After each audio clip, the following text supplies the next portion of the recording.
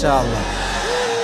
যারা প্রতারক, যারা বিশ্বাসঘাতক, যাদের কথা কাজে মিল নাই, এদের সাথে কোনো সম্পর্কের দরকার নাই, এদের জন্য আল্লাহ একাই যথেষ্ট। ঠিক কিনা বলেন যুবকেরা? আমরা তো বড় মনের মানুষ, আমরা তো ব্রড মাইন্ডেড পার্সোনালিটি বিলং করি, আমরা মাফ করে দিব, বাদ বাকি আল্লাহ ভরসা। ঠিক কিনা যুবকেরা? তাহলে প্রথম মেসেজ আজকের এই মাহফিলে, এই যে আমাদের হৃদয়টা আছে, এই হৃদয়ে কোনো হিংসা বিদ্বেষ থাকবে না, কারোর জন্য কোনো প্রতিশোধ থাকবে না। একটা সুন্দর হাদিস শোনাই। নবীজি বলেছেন, আমার জীবনের সবচেয়ে বড় আমল কি তোমরা জানো?